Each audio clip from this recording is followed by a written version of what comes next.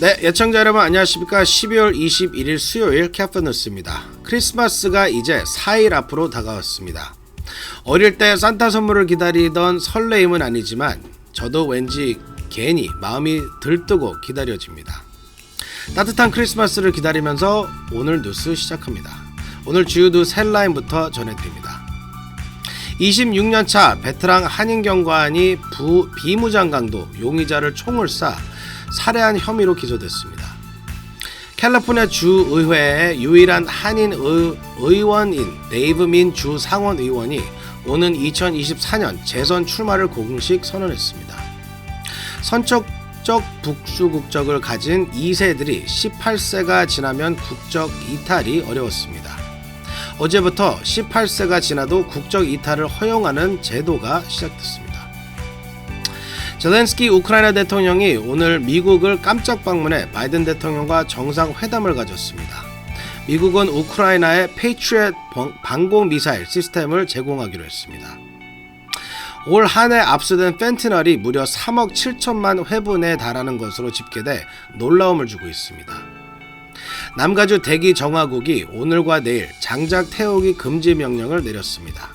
이상은 오늘 전해드릴 주요 뉴스 헬라인들입니다. 12월 21일 수요일 캐프뉴스 지금부터 시작합니다. 여러분, Let's go. 자신의 주택을 소유하는 것은 꿈을 이루는 것이기에 많은 캘리포니아 주민들이 코로나19 이전에는 모기지를 절대로 미납하지 않았습니다. 팬데믹은 우리 모두에게 큰 타격을 입혔습니다. 우리는 새롭게 시작할 수 있습니다. 코로나19 기간 동안 모기지를 미납했었다면 캘리포니아 모기지 구제 프로그램이 여러분의 주택을 지켜내는 데 도움이 될 수 있습니다. 미납금을 만회하도록 구제금을 대출기관에 직접 지불합니다. 수수료도 없고 되갚을 필요도 없습니다. 자격이 되는지 지금 알아보세요. camortgagerelief.org.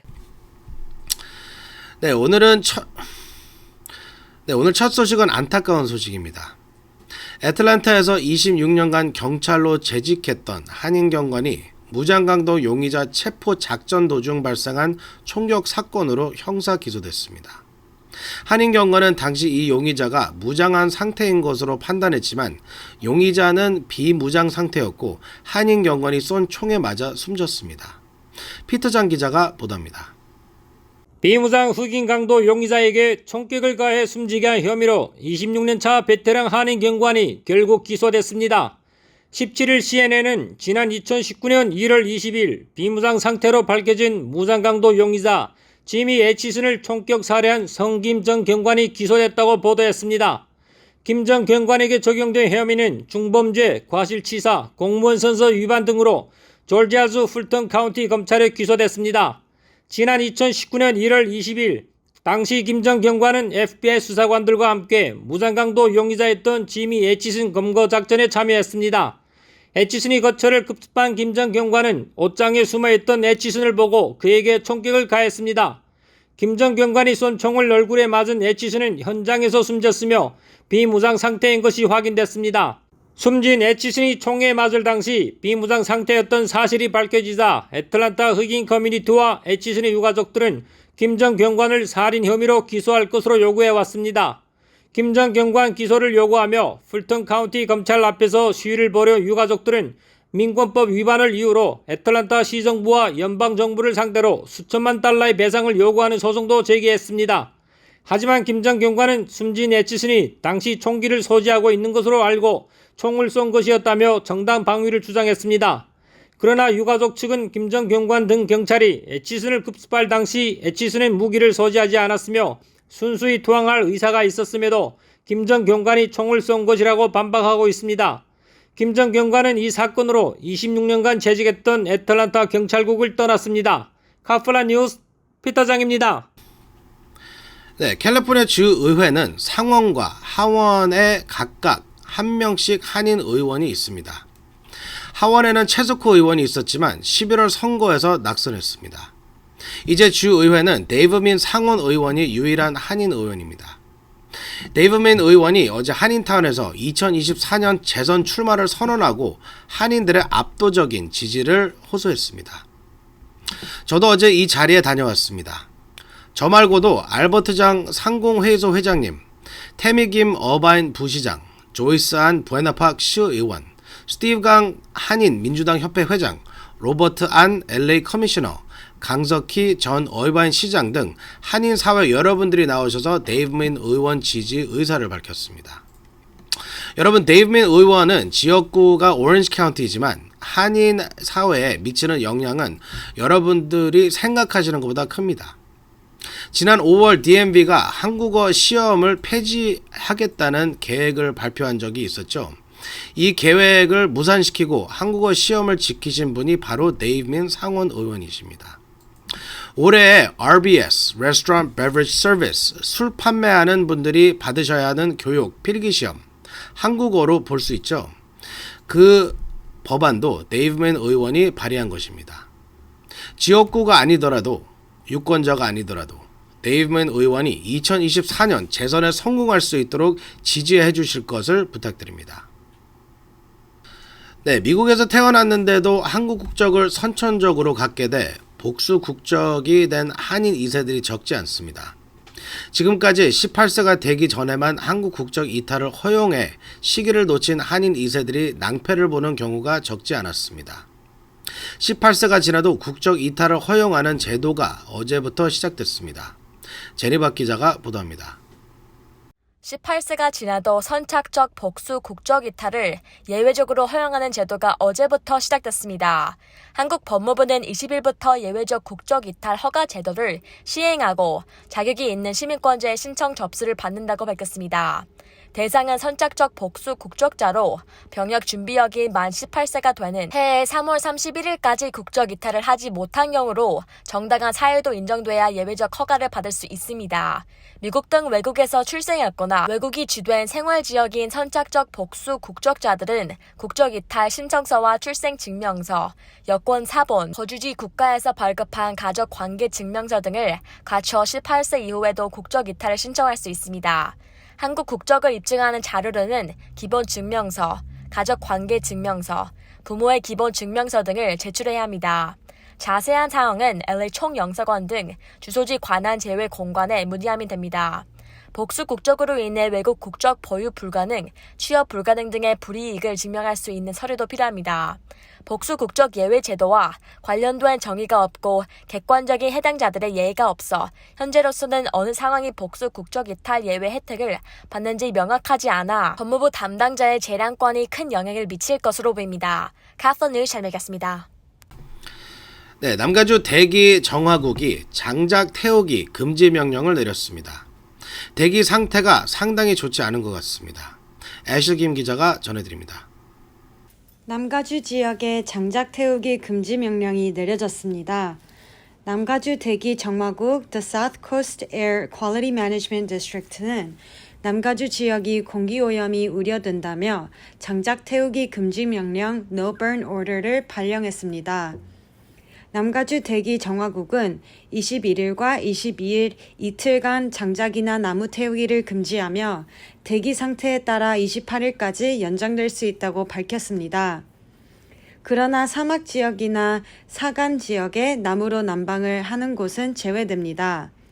이번 명령은 대부분 LA 카운티와 오렌지 카운티 지역에 적용됩니다. 두 카운티는 전 지역이 나무 태우기 금지 지역에 해당됩니다. No Burn Order를 어길 경우 벌금 등 처벌을 받을 수 있고 나무 등 장작뿐 아니라 종이나 왁스 등 대기 오염에 영향을 미치는 모든 것들을 태우는 것이 금지됩니다. 남가주 대기 정화국은 나무를 태우는 등의 행위로 대기가 오염되면 주민들의 천식 또는 호흡기 질환을 유발할 수 있다고 경고했습니다. 카플 뉴스 애슐리 킴입니다.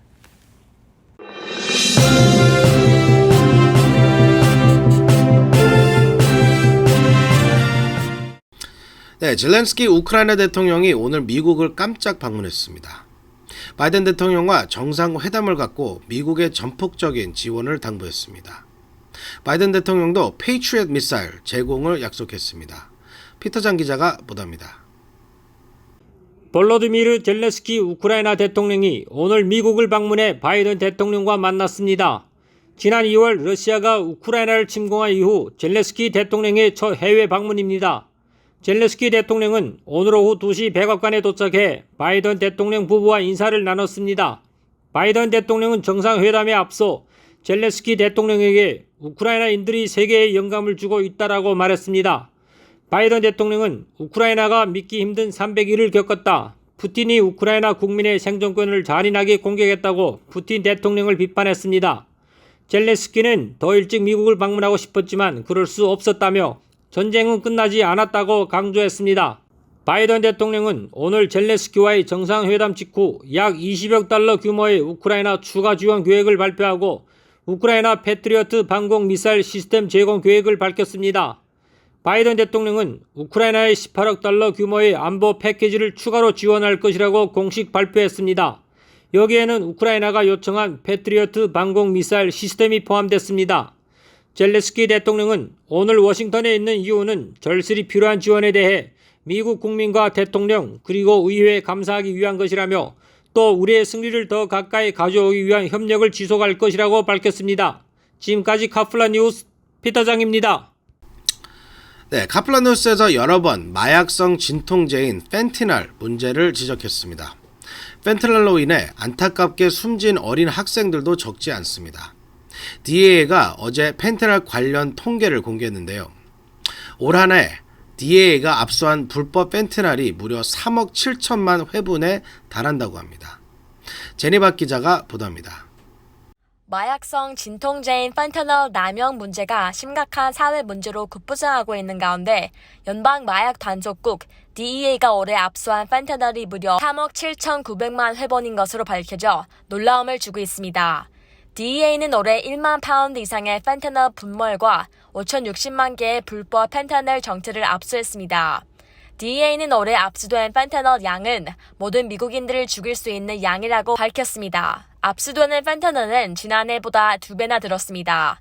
DEA는 지난해 펜타놀 등 마약성 진통제 중독으로 사망한 미국인 10만 7천 명에 달한다며 올해는 사망자 수가 훨씬 증가했다고 밝혔습니다. 공중보건 데이터에 따르면 미국에서 약물 과다 복용으로 숨진 사람 중 3분의 2는 펜타놀에 의한 것으로 확인됐습니다. 워싱턴 포스트는 불법 펜타놀이 18세에서 49세 미국인의 주요 사망 원인이 됐다고 지적했습니다. 펜타놀 과다 복용은 2019년 이후 94% 급증했고 펜타놀 사망자는 교통사고 사망자를 뛰어넘었습니다. 더 큰 문제는 DEA가 밝힌 압수 물량 3억 7,900만 회본은 다른 사법기관들이 압수한 양은 포함되지 않는 것이라는 점입니다. 이번 통계 연방 세관 국경 보호국 CBP가 압수한 분량은 포함되지 않았습니다. 펜타닐은 헤로인보다 50배 더 강력해 멕시코 마약 조직들의 거대한 사업이 된 펜타닐 과다 복용을 부추기고 있습니다. 카플라 뉴스 전해드리겠습니다. 네, 테네시 차트누가에서 길이가 무려 50m에 달하는 대형 트레일러가 화물열차와 충돌한 사건이 있었습니다. 기적적으로 인명피해는 없었다고 합니다. 당시 생생한 영상과 함께 애슐리 김 기자가 전해드립니다. 화물 열차가 빨간 신호등을 무시하고 건널목에 진입하던 50m 길이의 대형 트레일러와 충돌해 탈선하는 사고가 발생했습니다. 트레일러는 박살이 났지만 다행히 인명피해는 없습니다. 지난 20일 오후 12시 20분경 테네시주 채터누가 교회에 있는 칼리지데일의 한 철도 건널목에서 대형 콘크리트 빔을 실은 트레일러 차량이 다가오는 열차를 피하지 못하고 충돌했습니다. 당시 트레일러에는 134피트 길이의 고량용 콘크리트 빔이 실려 있어 총 길이는 50m에 달했습니다. 근처에 있던 운전자가 촬영한 영상을 보면 경적을 울리며 달려온 열차가 그대로 트레일러 뒷부분을 들이받습니다. 충돌 여파로 기관차 3량과 화물칸 10량이 탈선해 선로 옆을 넘어졌으며 다행히 큰 인명피해 없이 열차 승무원 2명이 경상을 입고 병원으로 이송됐습니다. 열차가 트레일러 뒷부분을 뚫고 지나간 덕분에 트레일러 차량 운전자는 별다른 부상은 입지 않았습니다. 채터누가 소방당국은 트레일러 운전자가 빨간불인 상태의 선로에 진입해 신호대기를 하던 중 사고가 발생했다고 밝혔습니다. 연방철도국 FRA는 대형 화물을 실은 운전자는 신호 변경 전 한 번에 통과하지 못할 것으로 보이면 절대로 철로를 건너지 말 것이라고 권고하고 있습니다. 카플라 뉴스 애슐리 킴입니다.